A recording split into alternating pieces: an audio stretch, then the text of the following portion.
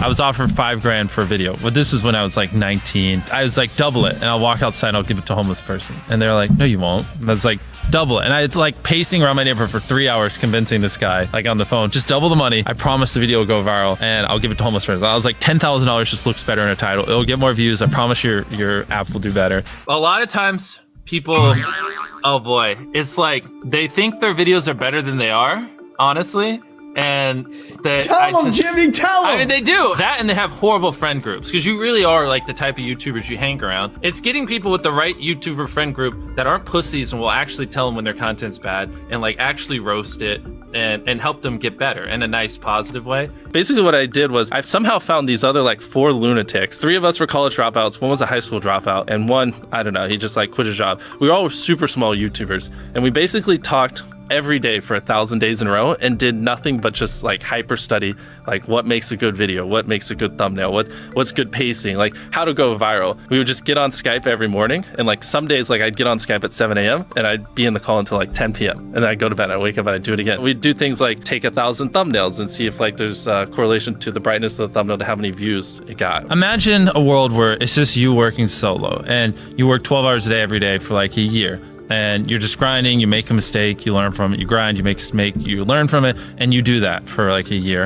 And then imagine a different world where you have 4 friends who are also equally grinding in something similar. Friend number 1 makes a mistake on Friday, he teaches the other 4 people. Friend number 2 makes a mistake the next week, teaches everyone. And then like you're all learning from each other's mistakes. You're all constantly studying 24/7 and downloading each other. Like after a year, you're like 2 years ahead of the guy who was just solo. Do you frequently go that far out of your way to capture the thumbnail? Yeah, I mean, of course, everyone should. If people don't click, they don't watch. So you want to give them something to click. Something a lot of people forget is like unsuggested on phones, thumbnails are really fucking small. So like people are editing thumbnails full blown on their computer. And when you shrink it down, you can't see. We try to all around be above the rest. Anyone can clickbait, but do you actually like deliver on it? We say we put 100 million Orbeez in the backyard, we put 100 million Orbeez in the backyard. Your title and thumbnail set expectations. Like what you're saying is like, I like bananas. And what you need is bananas are the best goddamn food on the planet. Like that's the type of opinion you need. Like you need something like how to get 100 million views on YouTube, or not even that, that's not strong enough. You need something that makes people go, what the fuck? What the fuck did he say in that video? What the fuck? I need to know. And at the very beginning of the video, to minimize drop-off, you want to assure them that those expectations are being met. If you're putting 1 million Orbeez in a pool, don't start the video with you shopping for, you know, your mom's birthday present. At the beginning of the video, just say, this is 100 million Orbeez. We're gonna fill this pool and this entire backyard with them. Match the expectations, and then you want to exceed them. So you want to assure people that what they clicked on is what they're getting, and then blow their mind and be like, but you're also getting even more. Anytime you say the word algorithm, just replace it with audience. The algorithm didn't like that video? No, the audience didn't like that video. If I wasn't retaining a viewer, just would it make sense for you to promote it? Why would you promote a 10-minute video that people watch on average a minute and a half? I mean, every video, even the stupid ones, I learned something, you know, and that's something I try to make a very big point of, is like, no matter how bad we mess up, like we sometimes have videos that have horrible retention. It's just like, as long as you learn from it, it's not the end of the world. Every YouTuber says it. It's like, no one will ever be able to replicate my style. I gotta edit it. But newsflash, someone can. It's actually not as difficult as you think. It was good that I got a really strong foundation on how YouTube works and how the style of videos I wanted and everything before I scaled up the team, if that makes any sense. I just want to make sure that's clear, because I've seen people try to build the team without foundation and knowing how to do well. I know that if we film this video, it will do well, just because I've spent a decade of my life hyper obsessing over YouTube and I have a good pulse on it. But if you didn't have that, then you wouldn't know. Like, you wouldn't be able to spend $4 million on a Squid Game, because you might lose $2 million and then you can't pay your people. But of course, yeah, if I didn't have these people, I couldn't do half the stuff I do. For the last like 8 or 9 years, like every dollar I've made, I just spent it the next month on content. And I just did that every single month, and it just kept getting bigger and bigger, and here we are. Since I was 13, there probably hasn't been a single hour that's gone by that I've been awake where I haven't thought about YouTube. Like, I'm just focused on making the best videos possible, period. I don't care about making money. I don't care about time. I don't care about anything. I just want to make the best videos on the planet. Literally all the algorithm does is reflect what the people want to a T. And if you deny that, you just make terrible videos and are trying to find a scapegoat. We do our videos in other languages as well. If you Google it, it's like only whatever, less than 10% of the world speaks English. So 90% of the world can't even enjoy your content. And when I realized that, I was like, wait a minute, 90% of the world can't even watch this stuff. Like, we just started doing this like 6 months ago, and it's crazy like how viral some of these videos are going. 51 million. In Spanish, the guy who does my dubs is the same guy who dubs Spider-Man. We managed to convince him. So a lot of those comments are like, why does he sound like Spider-Man, or is Mr. Beast Spider-Man? To me, what's important is click-through rate, getting people to click on your video, and then average view duration, average view percentage, or just relative attention.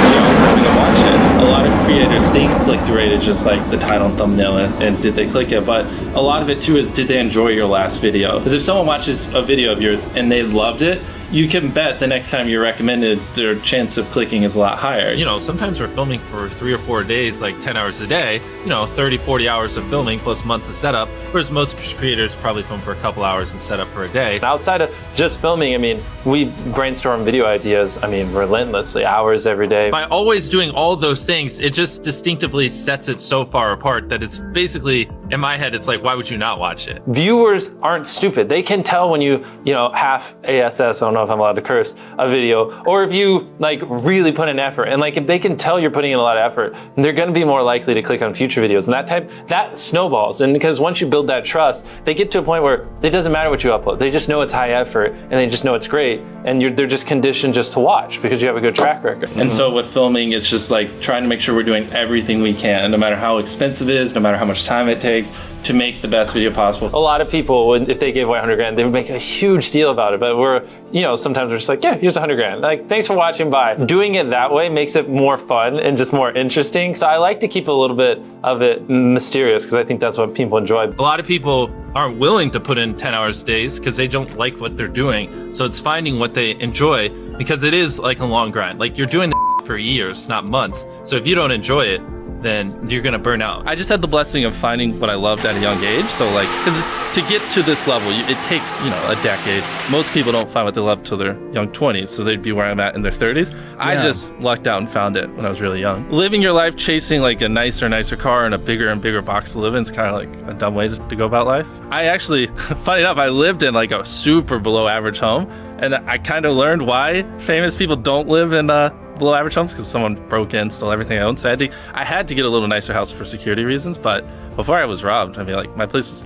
like a little duplex, $700 a month. You get a roommate's $360 a split. People think just because you go for views means you can't have fun, but you can pull views and you can have fun, which is what we purposely try to do. If you're not doing something that's just inherently fun to you, you're just quit. Just give up. Like, you gotta at least semi-enjoy what you're doing, or you're gonna quit long before it gets to the point where it brings in money or whatever else could be driving you. So find what you love, and then I would just hyper obsess. Make sure no one doing what you're doing is doing it better. Make sure the videos are as good as possible. You can be motivated by more than one thing. I'm motivated because I want to support my mom and my family. I'm motivated because I want to employ my friends and help them. I'm motivated because I want to help other people. I'm motivated because I want to be a YouTuber.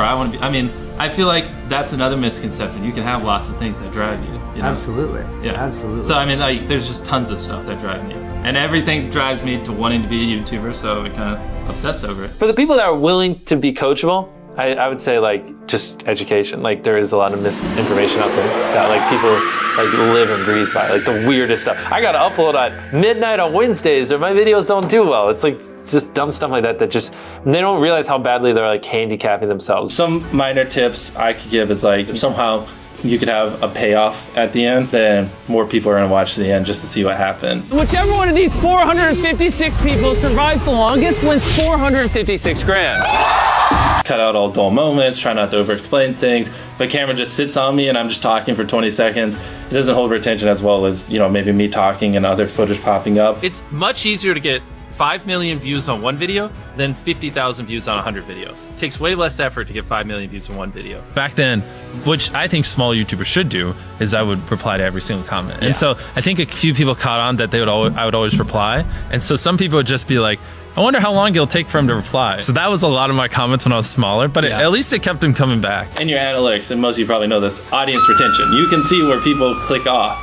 Just literally go through your last 50 videos, write down where everyone clicked off, and then just don't do those things again. But wait a minute, Mr. Beast. What if I don't know how to actually improve my average view duration? How do I know where to start? What if I'm just a noob? Well, in order to better retain your viewers, it's first helpful to have a really deep understanding of how they experience YouTube, to put yourself in their shoes. And in this video, I explain 5 simple steps that will help you do just that. Check it out.